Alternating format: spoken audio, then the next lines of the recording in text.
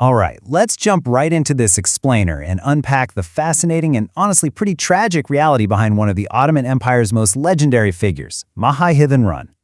Now, if you've ever caught a historical drama about the Ottoman court, you've almost certainly seen her painted as this glamorous, scheming empress. But you know what? The actual truth of her life, from her mysterious beginnings to a devastating fall and then that unbelievable final redemption, is so much more compelling than anything a TV writer could dream up. So today, we're stripping away all that fiction and diving straight into the hard historical evidence. So first things first, we really have to ask the big question. Despite absolutely everything pop culture tells us, was Mahidevran ever actually an empress? I mean, we hear the name Mahidevran Sultan thrown around constantly in modern media, right? But the historical records actually paint a drastically different picture of her true rank and status inside the imperial harem. The gap between the television myth and the actual historical reality is just massive. Pop culture absolutely insists she was an empress, a Haseki sultan. But the cold, hard records prove her actual title was Hatun, which translates to lady or chief consort. You see, in the 16th century Ottoman court, only her massive rival, harem, was ever given that newly invented, super-elevated title of Haseki sultan. So Mahidevran, while she was incredibly powerful and deeply respected as the mother of the eldest prince, officially remained a Hatun. Moving into part 1, Rise of the Chief Consort, let's look at how exactly a young woman entered the orbit of Suleiman the Magnificent to become the second most important woman in his entire harem. Now, while modern legends and internet rumors really love to hype her up as a high-born, noble princess from the Caucasus, historians heavily debate where she actually came from. The academic consensus is pretty split.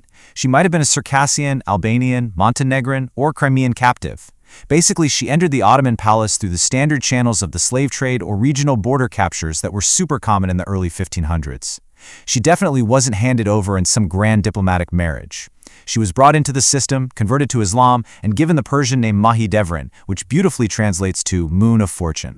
And here's the absolute kicker. The crucial point is that her father's recorded name in contemporary registries was Abdullah, or sometimes Abdurrahman.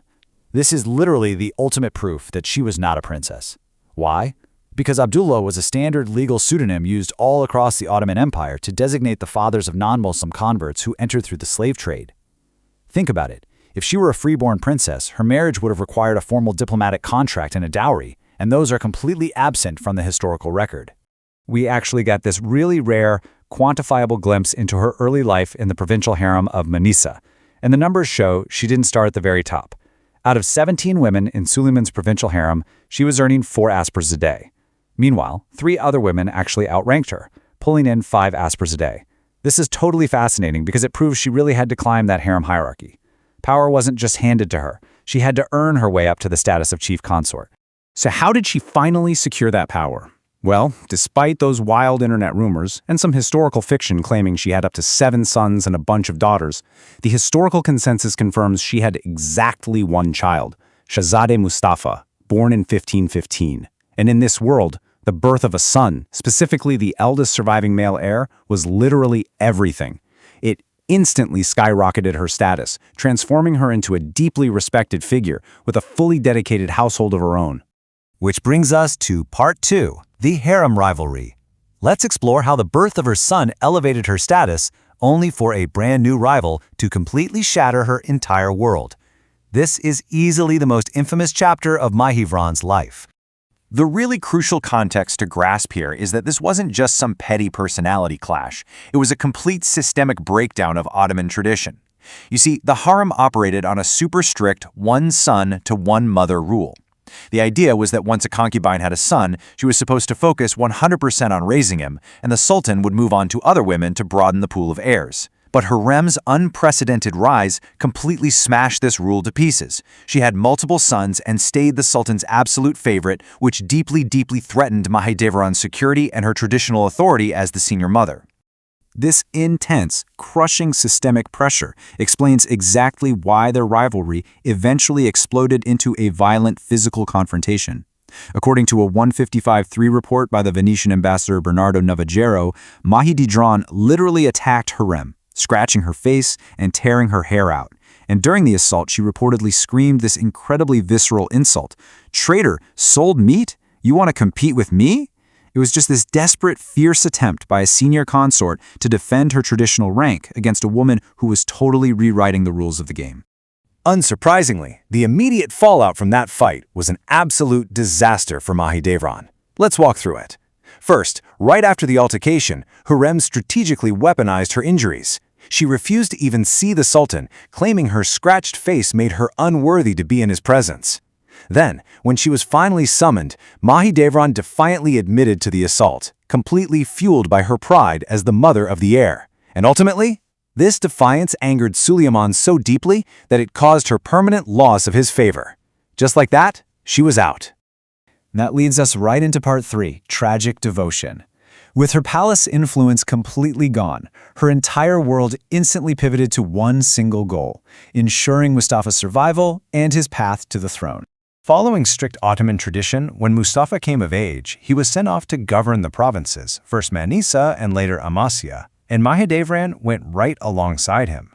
She channeled literally all her remaining energy into advising him and building these vast, crucial political alliances. She definitely wasn't just sitting idly by. She was actively managing estates, using her wealth to support his allies, and earning the deep, deep respect of military leaders and provincial governors who all viewed Mustafa as the rightful, highly capable heir. But tragically, all of those tireless efforts culminated in what has to be one of the most devastating years in Ottoman history. 1553. Mustafa was abruptly accused of plotting to overthrow his father and was executed for treason. It's just brutal. In a matter of days, Mahidevran lost her only child, the absolute center of her universe. And because he was officially a condemned traitor, her wealth was instantly confiscated by the state and she was summarily exiled to the city of Bursa. The sheer whiplash of those circumstances brings us to our final chapter, Part 4, Final Redemption. It is a devastating fall from the absolute heights of imperial power, followed by an incredible, completely unexpected final act. Just try to imagine the sheer endurance required to survive this next phase. For an entire decade, the former second most powerful woman in the empire lived in extreme grinding poverty in Bursa. She received absolutely zero imperial pension. Historical accounts actually tell us she struggled to even pay her rent, and her servants were constantly mocked and cheated in the local markets. She only managed to survive through the meager financial support of her brother, who was a provincial pasha. But then, in this absolutely incredible twist of historical irony, salvation came from the most unlikely source imaginable. It wasn't Suleiman who saved her. It was Sultan Suleiman II, the son of her bitter rival Harem. I mean, you can't make this stuff up. After taking the throne, Suleiman II recognized her suffering and completely rescued her financially. In 1564, he paid off all of her massive debts and bought her a proper house. And later, in 1573, he even ordered and funded a beautiful tomb to be built in Bursa to honor her executed son, Mustafa. So what did she do with this restored security? Well, we have this surviving 1581 legal document called an itikname, which is a manumission deed, and it shows she used her final years to cement a legacy of real charity and protection. She officially freed her deeply loyal servants, women like Akile and Belkis, who had stood right by her side through decades of exile and poverty, making sure they would be fully provided for after she passed away. Mahidevran Hatun passed away on February 3, 1581, at the incredibly advanced age of roughly 81. Think about that for a second. She outlived Sultan Suleiman, she outlived her fierce rival Harem, and she outlived all of their children, carving her own quiet, resilient legacy in stone over in Bursa. So I want to leave you with this thought to ponder today. History almost always remembers the victors who claim the flashy titles. But when you look at her sheer, undeniable endurance through unimaginable tragedy, was Mahidevran Hatun actually the ultimate survivor of the Ottoman court?